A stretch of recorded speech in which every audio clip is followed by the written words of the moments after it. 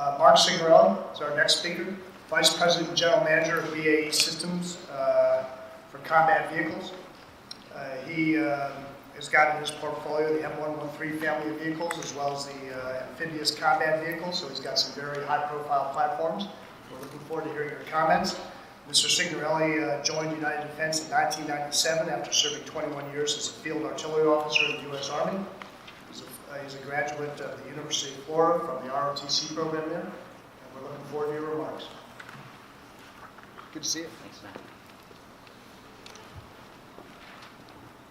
So I'll paraphrase something you've all heard before. I'm the only thing standing between you and Lauren, so I'll try and be a little bit brief here.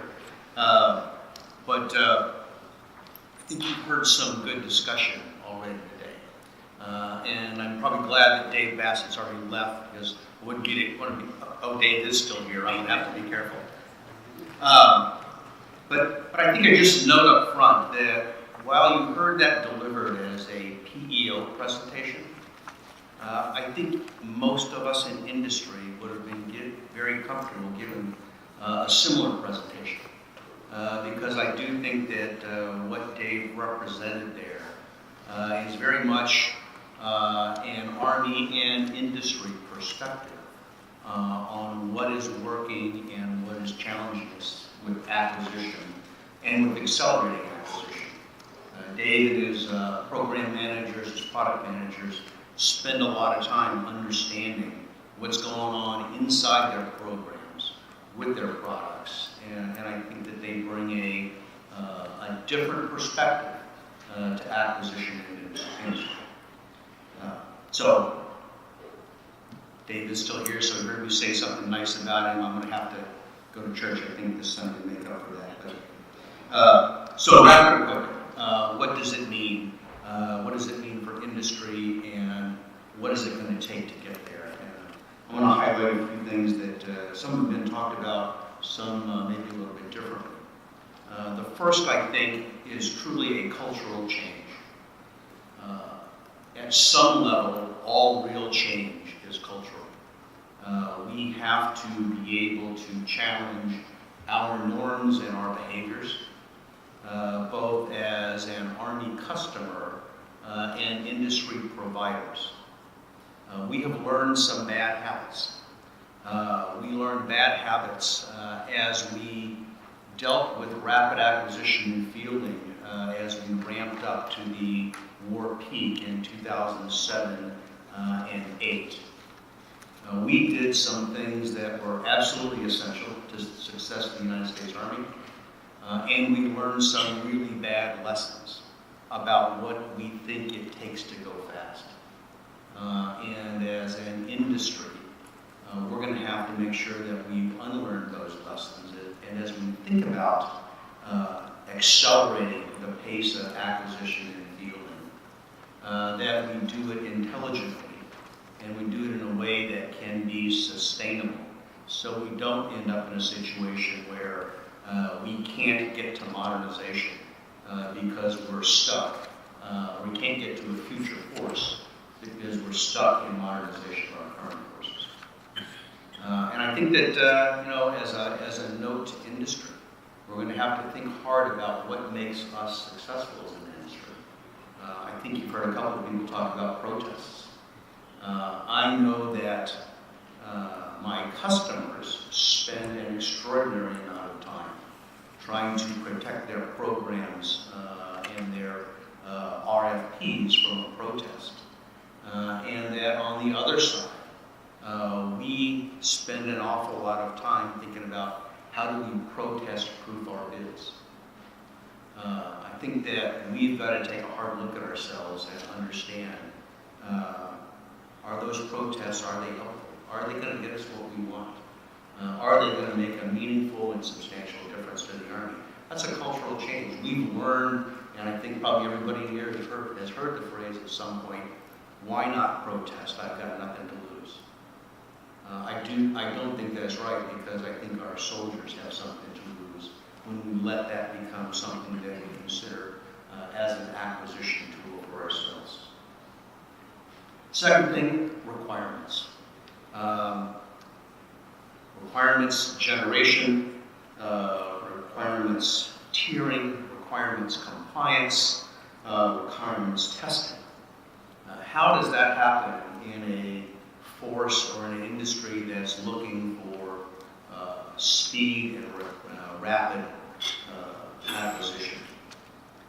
Do we take a look at non-developmental programs? I think there are starting to be a number of success stories where the Army and industry and the Marine Corps can point to non-developmental-like acquisitions that have been successful. But they don't just happen.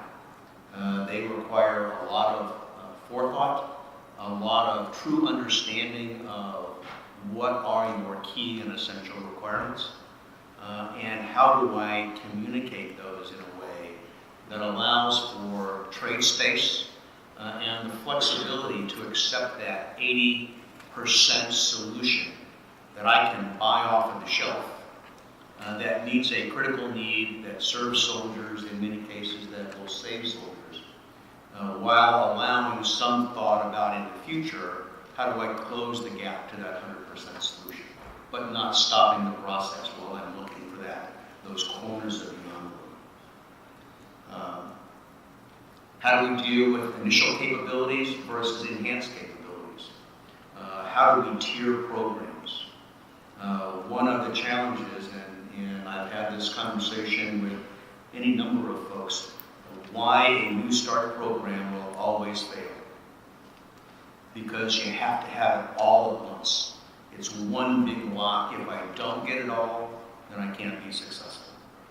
And trying to find the technology, lay out a plan,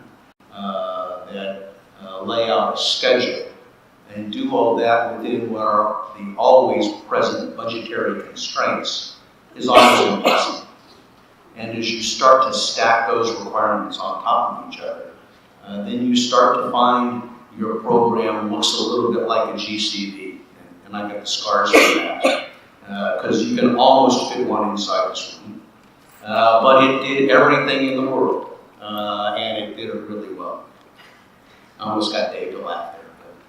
But it's true. How do we accept what are the requirements that are going to drive these programs and then search for technologies in the future?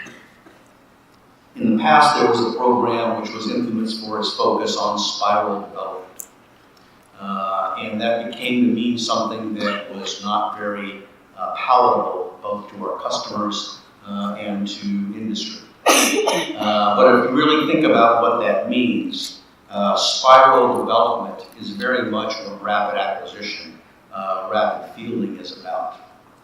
How do you plan a program over time that has a continuous development path that allows you to either as pre-planned product improvements or spirals, whatever you want to call them, develop capabilities incrementally as technology develops over time and as new technology becomes available.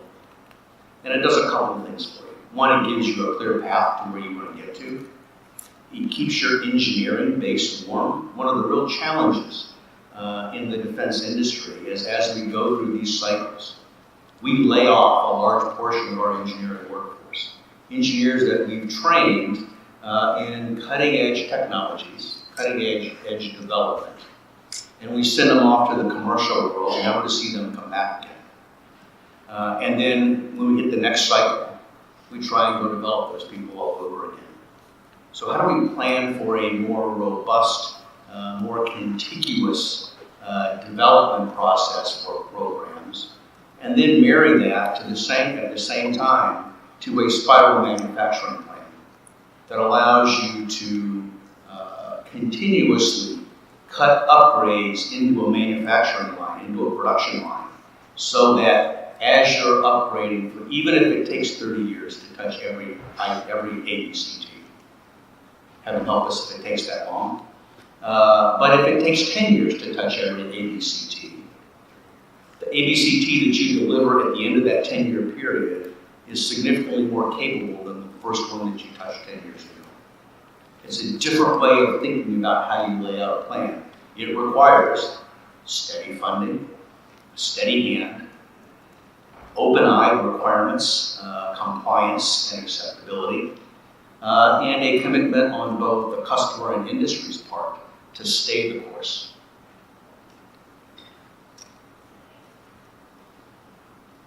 The other thing I'll point out is manufacturing technology. We tend to focus on engineering technology and what that means, the things that we bring to platforms. Those are the things that seem to be sexy, they're high tech. They come out of Silicon Valley, or they come out of a university somewhere. But another significant piece of this is manufacturing technology. How do we mature our manufacturing capabilities over time? How do we embrace the kind of lean structures and continuous investment that our commercial brothers have to embrace in order to remain competitive in their market that makes ours look like a backwater? I am truly amazed as I talk to many of the automotive companies at the level of effort that they spend on their manufacturing and integration technologies, which probably is as much as what they spend on the technology development and stuff. The last thing I'm going to talk about is something I think that has been touched on several times today, but I'll call it the burden of oversight and regulation. As we move forward, these rapid programs require funding. A concerning piece of what we have seen over time is the growth of the burden of oversight and regulation. I'm sure you can come at it any different number of ways, but as we look at many of the programs that we're developing today, fully 30% of the funding that we spend on a program, it goes towards oversight and regulatory compliance. That's a huge number. When I joined industry 20 years ago, most of us thought about 10% is what we should spend on a program for management oversight. And now we've seen that grown almost in leaps and bounds. In some cases because we can, in some cases because you have a single failure that drives a process change across the entire industry and market. But at some point we have to figure out how can we rein that in so that we spend those precious dollars on the things that matter the most, delivering product and technology to our customers. I don't have a solution for any of those challenges that I've laid out there. There certainly are a lot of thoughts and ideas, but I think that a forum like this as a starter for engagement on those topics is necessary. This is going to be a journey for all of us, but I'm looking forward to be a part of it. Thanks for the opportunity. Thank you so much.